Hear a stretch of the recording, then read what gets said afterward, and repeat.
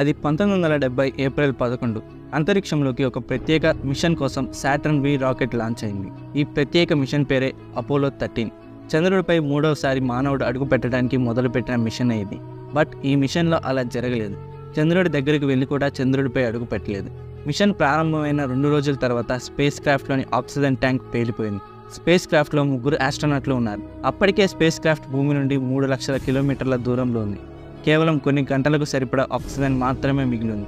తిరిగి భూమి మీదకి రావాలంటే సుమారు 3 రోజుల సమయం పడుతుంది. ఆస్ట్రోనాట్స్ని సురక్షితంగా భూమి మీదకి తీసుకురావడానికి నాసా వీలైనన్ని పద్ధతులను ఉపయోగించింది. ఆస్ట్రోనాట్స్కి చివరికి ఏం జరుగుతుందో అని ప్రపంచమంతా టీవీలకు అతుక్కుపోయారు. ఆ తర్వాత ఏం జరిగింది? అపోలో 13 మిషన్ ఏంటి తెలుసుకుందాం ఈ వీడియోలో. ఇలాంటి ఎన్నో ఇంట్రెస్టింగ్ అండ్ ఇన్ఫర్మేటివ్ వీడియోస్ని మీ ముందుకు తీసుకురాబోతున్నా. వాటిని మిస్ అవ్వకుండా పొందేందుకు మా ఛానల్ని సబ్స్క్రైబ్ చేసుకోండి. ఇక లేట్ చేయకుండా వీడియోలోకి వెళ్ళిపోదాం.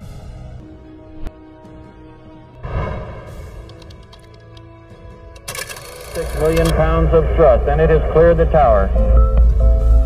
This is Mission Control Houston. We appear to have a good first stage at this point. Okay, Bata. Okay, Houston, we've had a problem here. Just say again, please. Houston, we've had a problem.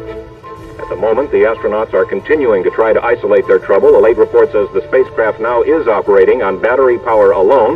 All unnecessary equipment is being turned off.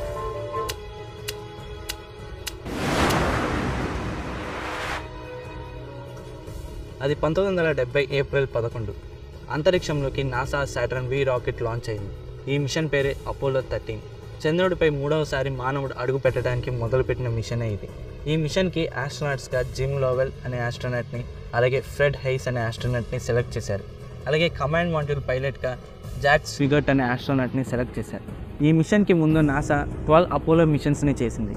Apollo 11, Apollo 12లో మానవుడు చంద్రుడిపై కూడా అడుగుపెట్టారు. ఈ Apollo 13 space క్రాఫ్ట్లో 3 modules ఉంటాయి. Command module, service module, అలాగే lunar module. ఆస్ట్రోనాట్లు ఈ command మాడ్యూల్లోనే ఉంటారు. Service మాడ్యూల్లో కొన్ని ఇంపార్టెంట్ కంప్యూటర్లు, సిస్టమ్లు, అలాగే మిషన్ మొత్తానికి సరిపడా ఆక్సిజన్, ఫ్యూయల్స్ ఉంటాయి. లూనార్ మాడ్యూల్ చంద్రుడిపై ల్యాండింగ్కి మాత్రమే వాడతారు. లూనార్ మాడ్యూల్ మాత్రమే చంద్రుడిపై ల్యాండ్ అవుతుంది.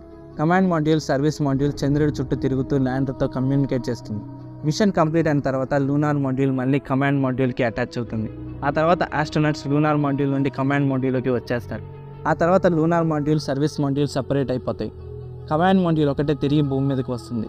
కంప్లీట్గా చూస్తే 3 ఆస్ట్రోనాట్లలో 2 అంటే జిమ్ లోవెల్ అలాగే ఫ్రెడ్ హైస్ మాత్రమే మూన్ మీద అడుగు పెడతారు. ఏప్రిల్ 11న సాటర్న్ వి రాకెట్ ద్వారా అపోలో స్పేస్ క్రాఫ్ట్ లాంచ్ అయింది. మొదట్లో అంతా బాగానే సాగింది. ఎర్త్ ఆర్బిట్ని దాటి కూడా స్పేస్ క్రాఫ్ట్ వెళ్ళిపోయింది. ప్రాజెక్ట్లో భాగంగా ఏప్రిల్ 15న స్పేస్ క్రాఫ్ట్ మూన్ మీద ఫ్రామోరో హైలాండ్స్ మీద ల్యాండ్ అవ్వాల్సి ఉంది. అక్కడ ఆస్ట్రోనాట్లు మొత్తం 33 గంటల పాటు చంద్రుడిపై పరిశోధనలు చేస్తారు. కమాండ్ మాడ్యూల్ మూన్ ఆర్బిట్లో తిరుగుతూ మిషన్ని కంట్రోల్ చేస్తుంది. ఆ తర్వాత మిషన్ని ముగించుకొని 3 ఆస్ట్రోనాట్లు తిరిగి ఏప్రిల్ 24న భూమి మీదకి రావాలి. బట్ ఈ ప్లాన్లో ఒక్కటి కూడా జరగలేదు. 2 రోజుల ప్రయాణం బాగానే సాగింది. ఆస్ట్రోనాట్స్ అంతరిక్షంలో ఉండి లైవ్లో కూడా మాట్లాడారు. 3వ రోజు అనగా ఏప్రిల్ 13న ఆస్ట్రోనాట్స్ ఆక్సిజన్ ట్యాంకులను చెక్ చేస్తున్నారు. అకస్మాత్తుగా పెద్ద పేలుడు సంభవించింది. దీంతో ఆస్ట్రోనాట్స్ వెంటనే భూమి మీద ఉన్న కంట్రోల్ ప్యానల్కి సమాచారం అందించారు.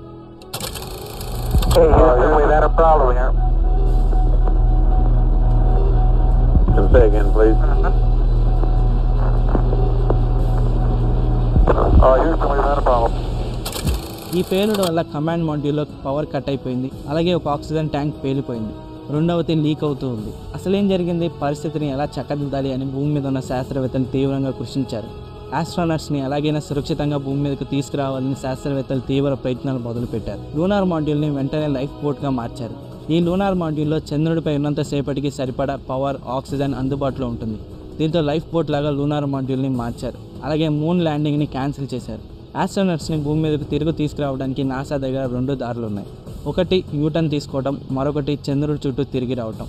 బట్ ఈ పేలుడు వల్ల సర్వీస్ మాడ్యూల్ బాగా దెబ్బతినింది. దీనివల్ల యూటర్న్ తీసుకోవడం కష్టమని శాస్త్రవేత్తలు భావించారు. దీంతో చంద్రుడి చుట్టూ తిరిగి వచ్చే ప్లాన్కి నాసా శాస్త్రవేత్తలు ఆమోదం తెలిపారు. ఈ ప్లాన్ పేరు ఫ్రీ రిటర్న్ ట్రాజెక్టరీ. ఈ ప్లాన్లో భాగంగా చంద్రుడిని చుట్టేటప్పుడు చంద్రుడి గ్రావిటీ స్పేస్ క్రాఫ్ట్ని చాలా వేగంగా భూమి వైపుకు విసురుతుంది. మరోవైపు ఆక్సిజన్ లీక్ అవుతూ ఉండడం వల్ల సర్వీస్ మాడ్యూల్ వేగం మరింత పెరిగిపోయింది. స్పేస్ క్రాఫ్ట్ సెకండ్కి కిలోమీటర్ వేగంతో ప్రయాణించడం మొదలుపెట్టింది. దీంతో మరింత సమయం శాస్త్రవేత్తలకు కలిసి వచ్చింది. నిజానికి లూనార్ మాడ్యూల్ని చంద్రుడిపై ఉండే సమయం కోసం డిజైన్ చేశారు. ఇందులో ఇద్దరు ఆస్ట్రోనాట్లు 48 గంటల పాటు ఉండేలాగా ఉంటుంది. బట్ ఇక్కడ పరిస్థితి వేరుగా ఉంది. ముగ్గురు ఆస్ట్రోనాట్లు సుమారు 90 గంటల పాటు ఇదే లూనార్ మాడ్యూల్లో ఉండాలి. పవర్ కన్జంప్షన్కి సంబంధించి అన్ని జాగ్రత్తగా పరిశీలించారు. అత్యవసరం కాని పరికరాలన్నింటినీ షట్ డౌన్ చేశారు. కంప్యూటర్లు, లైట్లు ఇలా అవసరం లేని అన్నింటినీ ఆపేశారు. ఆస్ట్రోనాట్లు రోజుకు 200 ml నీటిని కంటే ఎక్కువ తాగొద్దని శాస్త్రవేత్తలు చెప్పారు. Water, oxygen, power, time NASA శాస్త్రవేత్తలకు సవాల్గా మారాయి. వీటికి తోడు మరొక సవాల్ కార్బన్ డైఆక్సైడ్. లూనార్ మాడ్యూల్లో కార్బన్ డైఆక్సైడ్ శాతం పెరిగిపోతుంది. నాసా శాస్త్రవేత్తలు చెప్పిన దాని ప్రకారం ఆస్ట్రోనాట్స్ దగ్గర ఉన్న పదార్థాలతో ఒక పరికరాన్ని తయారు చేశారు. ఈ పరికరం గాల్లో ఉన్న కార్బన్ డైఆక్సైడ్తో రియాక్ట్ అయ్యి కార్బన్ డైఆక్సైడ్ లెవెల్ని తగ్గిస్తుంది. ఇలా సవాల్ మీద సవాల్ వస్తూనే ఉంది. వాటన్నిటిని సరి చేసుకుంటూ పోతున్నారు నాసా శాస్త్రవేత్తలు. చంద్రుడి దగ్గరకు చేరుకోగానే సర్వీస్ మాడ్యూల్ ఇంజన్ని షట్ డౌన్ చేశారు. లూనార్ మాడ్యూల్ ఇంజన్ని మెయిన్ ఇంజన్గా మార్చారు. లూనార్ మాడ్యూల్ ఇంజన్ని ఫస్ట్ బర్న్ చేశారు. ఇంజన్ని ప్రారంభించడాన్ని బర్న్ అని అంటారు. ఈ బర్న్ సమయంలో స్పేస్ క్రాఫ్ట్ యొక్క స్పీడ్ పెరుగుతుంది.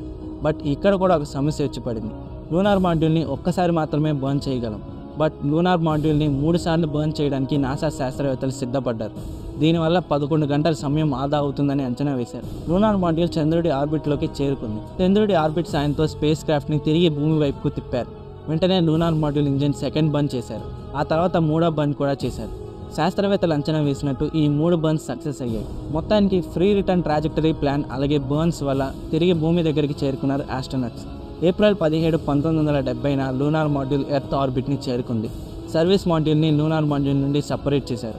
సపరేట్ చేసే టైంలో ఆస్ట్రోనట్స్ సర్వీస్ మాడ్యూల్కి సంబంధించిన ఒక ఫోటోని తీశారు. ఈ ఫోటోలో సర్వీస్ మాడ్యూల్ ఒక సైడ్ అంతా తీవ్రంగా దెబ్బతిని కనిపిస్తుంది. ఒకవేళ ఇదే పేలుడు కనుక స్పేస్ క్రాఫ్ట్ లోపల సంభవించుంటే మాత్రం ముగ్గురు శాస్త్రవేత్తలు చనిపోయేవారు. అసలు ఏం జరిగిందనే విషయం కూడా నాసాకి తెలిసేది కాదు. లూనార్ మాడ్యూల్లోని సప్లిమెంటరీ పవర్తో కమాండ్ మాడ్యూల్ని మళ్ళీ ఆన్ చేశారు. అలాగే ఎలక్ట్రిసిటీ సప్లై చేశారు. భూమి అట్మాస్ఫియర్ దగ్గరికి చేరుకున్నారు ఆస్ట్రోనట్స్. ఇక ఇప్పుడే అసలైన కథ మొదలవుతుంది. కమాండ్ మాడ్యూల్ మాత్రమే తిరిగి భూమి మీదకు వస్తుంది. మిగిలినవన్నీ ఇక్కడే సపరేట్ అయిపోతాయి. ఎర్త్ గ్రావిటీ కిందకి లాగుతుంది. దీంతో కమాండ్ మాడ్యూల్ తిరిగి భూమి మీదకు వస్తుంది. అలాగే పారాచూట్తో దీన్ని సేఫ్ ల్యాండింగ్ చేస్తారు. ఈ ల్యాండింగ్ సమయంలో అట్మాస్ఫియరిక్ ప్రెషర్ వల్ల ఏర్పడే హీట్ నుండి తట్టుకునేలాగా కమాండ్ మాడ్యూల్ని డిజైన్ చేస్తారు. సుమారు 142 గంటల తర్వాత తిరిగి భూమి మీదకి రావడానికి ఆస్ట్రోనట్స్ చివరి దశకు చేరుకున్నారు. ఇదే చాలా ప్రాముఖ్యమైన ఘట్టం. ఎందుకంటే అట్మాస్ఫియరిక్ ప్రెషర్ వల్ల కమాండ్ మాడ్యూల్ పేలిపోయే అవకాశం కూడా ఉంది. ఏప్రిల్ 17, 1970 అందరూ టీవీలకు అతుక్కుపోయారు. కమాండ్ మాడ్యూల్ భూమి వైపుకు దూసుకొస్తుంది. అమెరికా అధ్యక్షుడి నుండి ప్రతి ఒక్కరు ఏం జరుగుతుందని ఆతృతతో ఎదురుచూశారు. సుమారు 4 కోట్ల మంది ఈ చివరి మిషన్ను లైవ్లో చూశారు. ఎన్ని అడ్డంకులు, సవాళ్లు ఉన్నా చివరికి ఏప్రిల్ 17, 1970న కమాండ్ మాడ్యూల్ సేఫ్గా భూమి మీద ల్యాండ్ అయింది. అలాగే ముగ్గురు ఆస్ట్రోనట్లు సురక్షితంగా భూమి మీదకి తిరిగి వచ్చారు. ఉత్కంఠభరితమైన ఈ మిషన్ కథ సుఖాంతంగా ముగిసింది. బట్ చంద్రుడిపై అడుగు పెట్టాలన్న ఆస్ట్రోనట్ల కళ కలగానే మిగిలిపోయింది. అందుకే ఈ అపోలో 13 మిషన్ని సక్సెస్ఫుల్ ఫెయిల్యూర్ అని అంటారు. ఈ మిషన్ మీద నాసా తర్వాత ఇన్వెస్టిగేషన్ స్టార్ట్ చేసింది. ఆక్సిజన్ ట్యాంకులో జరిగిన షార్ట్ సర్క్యూట్ వల్లే పేలుడు సంభవించిందని విచారణలో నిర్ధారణ అయింది. ఈ ఆక్సిజన్ ట్యాంకులు ముఖ్యంగా 3 పనులు చేస్తాయి. మొదటిగా సిబ్బందికి ఆక్సిజన్ సప్లై చేయడం, రెండవదిగా హైడ్రోజన్తో వాటర్ని తయారు చేయడం, ఇక మూడవదిగా హై ప్రెషర్ క్రియేట్ చేయడం. స్పేస్ క్రాఫ్ట్ నడవాలంటే ఆక్సిజన్ హై ప్రెషర్తో కావాలి. దీనికోసమే ఈ ఆక్సిజన్ ట్యాంక్స్లో హీటర్లు అలాగే ఫ్యాన్లు ఉంటాయి. ఇవి ఆక్సిజన్ని హీట్ చేసి హై ప్రెషర్తో బయటికి రిలీజ్ చేస్తాయి. ఈ హై ప్రెషర్ ఆక్సిజన్ వల్లే స్పేస్ క్రాఫ్ట్ సరిగ్గా సక్రమంగా నడుస్తుంది. ఈ హీటర్ల, ఫ్యాన్లలో షార్ట్ సర్క్యూట్ జరిగింది. ఈ చిన్న షార్ట్ సర్క్యూట్ కాస్త పెద్ద పేలుడుగా మారింది. దీనివల్ల ఇంత పెద్ద ప్రమాదం జరిగిందని విచారణలో తేలింది. ఈ షార్ట్ సర్క్యూట్కి గురైన ఆక్సిజన్ ట్యాంక్ని అపోలో 10 మిషన్లో వాడారు. ఆ తర్వాత దాన్ని తిరిగి అపోలో 13కి సిద్ధం చేశారు. సిద్ధం చేసే సమయంలో ఈ ట్యాంక్ 2 ఇంచుల ఎత్తు నుండి కింద పడిపోయింది. దీంతో లోపల ఉండే హీటర్లు అలాగే ఫ్యాన్లు దెబ్బతిన్నాయి. బట్ దీన్ని ఎవరూ గమనించలేకపోయారు. దీనివల్లే షార్ట్ సర్క్యూట్ జరిగింది. ఈ సక్సెస్ఫుల్ ఫెయిల్యూర్ మిషన్ ఆధారంగా ఎన్నో కథలు, సినిమాలు వచ్చాయి. ఈ మిషన్ ప్రముఖ స్పేస్ మిషన్లలో ఒకటిగా చరిత్రలో నిలిచిపోయింది. So that's the story. మళ్ళీ కలుద్దాం మరొక ఇంట్రెస్టింగ్ టాపిక్తో. వీడియో నచ్చితే ఖచ్చితంగా లైక్ చేయండి. అలాగే మరిన్ని ఇంట్రెస్టింగ్ వీడియోస్ కోసం మా ఛానల్ని సబ్స్క్రైబ్ చేసుకోండి. Thanks for watching.